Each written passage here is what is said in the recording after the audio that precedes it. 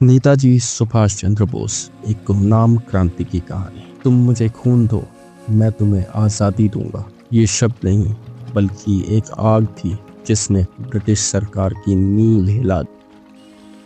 बहनों और भाइयों, हमने जो आज़ादी की लड़ाई छेड़ रखी है उसे तब तक जारी रखना होगा जब तक हमें मुकम्मल आज़ादी हासिल न हो।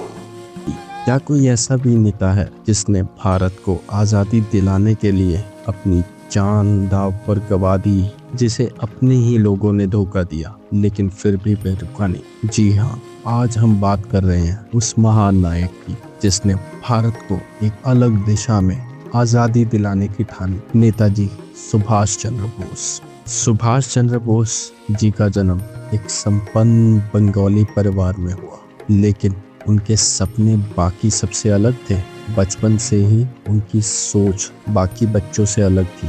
क्यों अंग्रेज हम पर राज कर रहे हैं? जहां बच्चे खेलते, सुभाष इतिहास की किताबें पढ़ते और महापुरुषों की कहानियां सुनते। उन्होंने बचपन में ही सोच लिया था गुलामी की जंजीरों को तोड़ना है।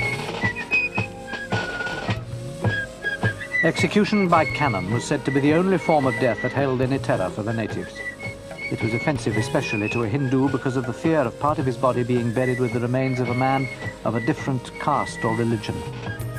नेताजी पढ़ाई में इतने होशियार थे कि उन्होंने ब्रिटिश सरकार की सबसे कठिन परीक्षा ICS इंडियन सिविल सर्विसेज पास कर ली, लेकिन ये नौकरी उनके लिए नहीं थी।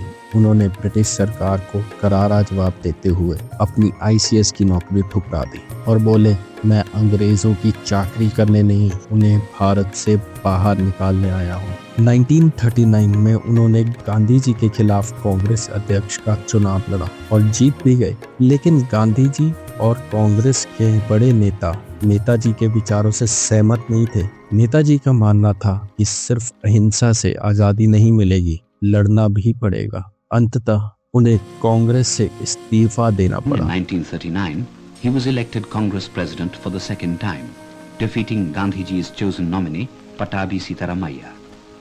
Subhash Bose at that time was for direct action against the British government.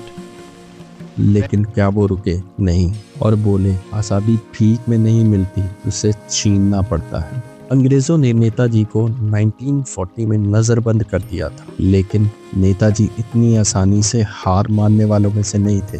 एक रात उन्होंने अपना हुलिया बदला, पठान का वेश बनाया और घर से भाग निकले। वे पहले पेशावर और फिर अफगानिस्तान और फिर रूस और वहां से आखिर में जर्मनी पहुंचे। ब्रिटिश पुलिस उन्हें खोजती रह गई, लेकिन नेताजी हवा की तरह निकल चुके थे। नेताजी हिटलर से मिले, फिर जापान पहुंचे। 1942 में उन्होंने आज़ाद हिंद फौज बनाई, भारत की पहली स्वतंत्र सेना। 1943 में सिंगापुर से ऐलान कर दिया, दिल्ली चलो। उनकी फौज ने अंग्रेजों के खिलाफ युद्ध छेड़ दिया और बोले, हम लड़ेंगे और भारत को आज़ाद करवा कर ही दम लेंगे। 18 अगस्त 1945 ताइवान में एक प्लेन क्रैश हुआ। कहा जाता है कि नेताजी उसमें थे, लेकिन उनके शव का सबूत नहीं मिला। कुछ लोग कहते हैं कि वे रूस चले गए, कुछ कहते हैं कि वे गुमनाम सन्यासी बन गए। क्या नेताजी सच में मारे गए थे? ये राज आज भी बरकरार है। क्या नेताजी आज भी हमारे बीच हैं?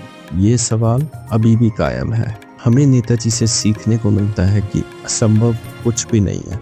अगर सपना बड़ा हो तो रास्ते खुद बन जाते हैं। हार मानने वाला कभी इतिहास नहीं बनाता। नेताजी सिर्फ एक नाम नहीं बल्कि एक विचारधारा है, एक जज्बा है, एक क्रांति है। अगर आपको ये वीडियो पसंद आया तो लाइक, शेयर, सब्सक्राइब करें और कमेंट में लिखें। जय हिंद।